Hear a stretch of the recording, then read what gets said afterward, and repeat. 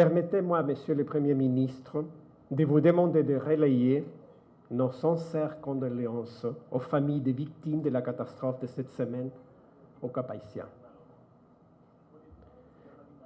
L'année 2021 a été chargée d'épreuves pour Haïti. J'ose dire trop de preuves pour un seul pays. La noblesse d'esprit de son peuple et sa bravoure dans l'adversité lui ont permis d'en faire face avec une intégrité toute singulière et exemplaire. Le président Jovenel Moïse a été tragiquement assassiné en juillet. Nos pensées sont avec sa famille et avec le peuple haïtien. Nous suivons avec intérêt les procès qui lui rendra justice. Le sud du pays a été secoué par un tremblement de terre qui a provoqué de nombreuses victimes et des dégâts matériels importants. La communauté internationale, à côté des autorités haïtiennes, a apporté du soulagement et de l'assistance à ces populations sinistrées par ces désastres naturels. Les besoins sont toujours là. Cette année, la violence a continué à faire des ravages. Aucun effort ne doit être épargné pour remettre l'ordre et la paix entre toutes les Haïtiennes et Haïtiens. Nous relevons les efforts entrepris par le gouvernement que vous dirigez, Monsieur le Premier ministre, pour lutter contre cette insécurité. Vous pouvez être assuré de notre soutien à cet égard. Ces pays méritent mieux.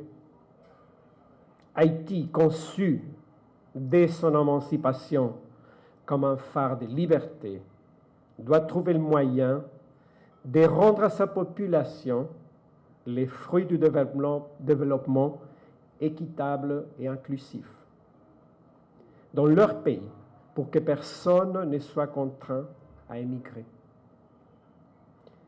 La communauté internationale continuera aux côtés d'Haïti pour l'accompagner et l'encourager afin que les autorités, la société civile dans son ensemble, les artistes, la classe politique ainsi que le secteur privé trouvent les meilleures voies des solutions à leurs défis institutionnels, politiques, économiques, sociaux et sécuritaires.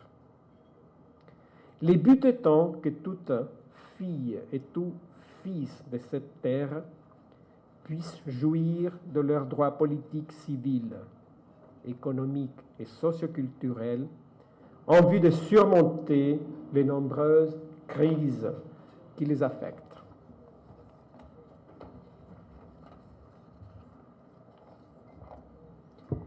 Nos meilleurs vœux pour cette fin d'année 2021 et pour la nouvelle année 2022 à venir. Espérons que cette prochaine année, Haïti pourra trouver la sérénité et la concorde qu'elle mérite tant. Merci. Je tiens à vous exprimer notre gratitude pour toute l'aide que vous nous avez apportée dans les moments difficiles que mon pays a traversé et traverse encore. L'année qui s'achève a été parsemée d'événements douloureux et tragiques qui ont affecté le peuple haïtien dans son ensemble. En ces temps de fête où il est bon ton de formuler des vœux de bonheur, de santé, de prospérité et d'amour, ce n'est pas le moment de faire une revue exhaustive de nos malheurs, de ceux qui nous ont frappés au cours de l'année écoulée. Mais je ne saurais passer sous silence certains faits qui ont mis en péril les fondements mêmes de notre nation. Cela fait plus de 5 mois que le président de la République a été lâchement assassiné. et nous ne savons toujours pas qui a commandité cet acte odieux.